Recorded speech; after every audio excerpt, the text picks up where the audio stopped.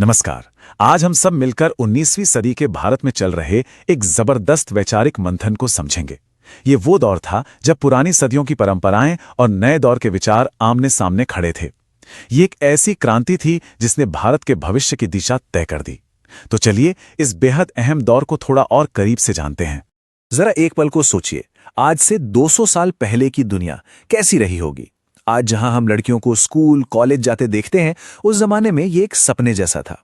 ज्यादातर बच्चों की शादी तो खेलकूद की उम्र में ही हो जाती थी, और रही बात महिलाओं के अधिकारों की, तो संपत्ति या पढ़ाई लिखाई जैसे हक तो लगभग थे ही नहीं। उस समाज की कुछ सच्चाइयां तो आज हमें हैरान कर देती हैं।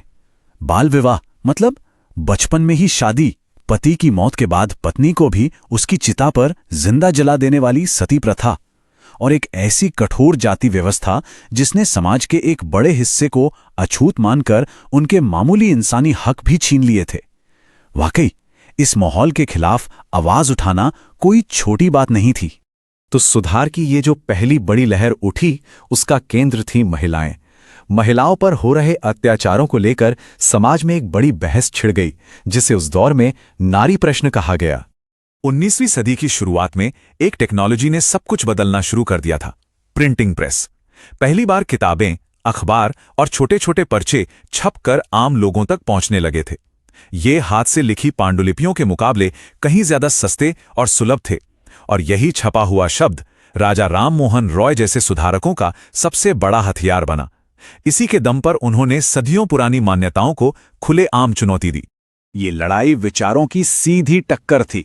राम मोहन रॉय ने पर्चे छापे जिनमें एक तरफ परंपरावादी सोच थी जो कहती थी कि औरतें तो स्वभाव से ही कमजोर और अविश्वसनीय होती हैं, और दूसरी तरफ था सुधारकों का एक सीधा तर्क से भरा सवाल कि भाई, जब आपने महिलाओं को कभी पढ़ने लिखने और अपनी काबिलियत साबित करने का मौका ही नहीं दिया, तो आप उन्हें कमतर कैसे सकते हैं।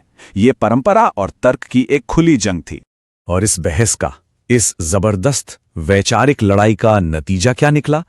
नतीजा था साल 1829। राम मोहन रॉय और उनके जैसे दूसरे सुधारकों के लगातार अभियानों का असर यह हुआ कि ब्रिटिश सरकार को सती प्रथा पर बैन लगाना पड़ा। ये सुधार के रास्ते पर एक बहुत बड़ी जीत थी। सती प्रथा पर रोक तो लग गई, लेकिन लड़ाई अभी खत्म नहीं हुई थी। अब एक नया मोर्चा खुला। ईश्वर चंद्र विद्यासागर जैसे सुधारकों ने तो पुराने धर्म ग्रंथों को ही ढाल बनाया। उन्होंने उन्हीं ग्रंथों से साबित किया कि विधवाओं को दोबारा शादी करने की इजाजत है, और उन्हीं की कोशिशों का नतीजा था 1856 का वो कानून जिसने विधवा विवाह को कानूनी मान्यता दे दी। अब तक जो सुधार आंदोलन चल रहा था वो और गहरा होने वाला था। अब कुछ नई और बहुत साहसी आवाजें सामने आ रही थीं। ये आवाजें सिर्फ महिलाओं के हक की बात नहीं कर रही थीं, बल्कि समाज की उस सबसे गहरी जड़ पर चोट कर रही थीं जिसे हम जाति व्यवस्था कहते हैं। इन्हीं नई आवाजों में से एक थीं ताराबाई शिंदे। उन्होंने घर पर ही पढ़ाई की और स्त्री पुरुष तुलना नाम की एक किताब लिख डाली। इस किताब में उन्होंने मर्दों और औरतों के बीच होने वाले सामाजिक भेदभाव की इतनी तीखी आलोचना की कि समाज हिल गया। उनके ये शब्द आज भी उतने ही प्रासंगिक लगते हैं, है ना?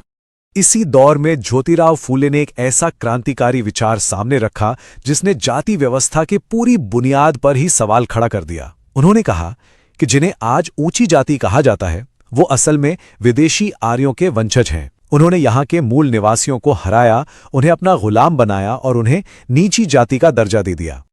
और 1873 में फूले ने अपनी बात को और जोरदार तरीके से रखने के लिए एक किताब लिखी जिसका नाम था गुलामगिरी। नाम से ही सब कुछ साफ है ना? गुलामगिरी यानी गुलामी। वो भारत में तथाकथित निम्न जातियों की हालत की तुलना सीधे सीधे अमेरिका में चल रही दास प्रथा से कर रहे थे। और ये कनेक्शन सिर्फ कहने भर का नहीं था।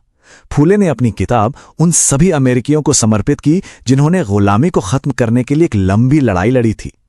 सोचिए, ये कितना बड़ा कदम था। भारत के जाति विरोधी संघर्ष को पूरी दुनिया के मानवाधिकार आंदोलन से जोड़ने की ये एक ऐतिहासिक कोशिश थी। तो अब हम उन आंदोलनों और उन नेताओं पर ध्यान देंगे जिन्होंने जाति और छुआछूत के खिलाफ सीधी लड़ाई लड़ी। ये लड़ाई सिर्फ सामाजिक अधिकारों की नहीं थी, ये लड़ाई थी इंसान होने के नाते मिलने वाली इज्जत की, मानवीय गरिमा की। जाति का भेदभाव कैसा होता है, इसे समझने के लिए किसी परिभाषा की जरूरत नहीं, बस डॉक्टर भीमराव अंबेडकर के बचपन का एक किस्सा ही काफी है। वो महार जाति से थे, इसलिए उन्हें स्कूल में क्लास के अंदर बैठने की इजाजत नहीं थी। उन्हें बाहर बरामदे में बैठकर पढ़ाई करनी पड़ती थी ताकि तथाकथित ऊंची जाति के बच्चे अशुद्ध ना हो जाएं। और जब वही बच्चा बड़ा हुआ तो 1927 में उन्होंने मंदिर प्रवेश आंदोलन की शुरुआत की। ये आंदोलन सिर्फ मंदिर में घुसने या तालाब से पानी लेने की जिद नहीं थी। नहीं, इसका असली मकसद बहुत बड़ा था। इसका मकसद था समाज को आईना दिखाना, उसे अपने ही अंदर बसे गहरे और जहरीले पूर्वाग्रहों का सामना करने पर मजबूर करना। अंबेडकर के अपने शब्द इस लड़ाई की आत्मा को बयान करते हैं। उन्होंने कहा था, अब हम तालाब पर केवल ये साबित करने के लिए जाना चाहते हैं कि दूसरों की तरह हम भी इंसान हैं। बात पानी की नहीं, इंसान होने के हक की थी। वहीं दक्षिण भारत में ईवी रामास्वामी नायकर, जिन्हें लोग प्यार से पेरियार कहते थे, वो इस लड़ाई को एक कदम और आगे ले गए। उनका तर्क था कि सच्ची बराबरी तब तक नहीं आ सकती जब तक अछूत समझे जाने वाले लोग खुद को सभी धर्मों से आजाद नहीं कर लेते। उनका मानना था कि धर्म ही सामाजिक बंटवारे की जड़ है। लेकिन हमें यह समझना होगा कि इन सुधारों को हर किसी ने खुशी खुशी स्वीकार नहीं किया। असल में इन सुधारों के खिलाफ एक बहुत मजबूत प्रतिक्रिया भी हुई। और सच तो यह है कि उस दौर में जो बहसें शुरू हुईं वो आज तक किसी न किसी रूप में जारी हैं। इन सुधारों का रास्ता बिल्कुल भी आसान नहीं था। रूढ़िवादी तबकों ने इसका जमकर विरोध किया, वो भी संगठित तरीके से।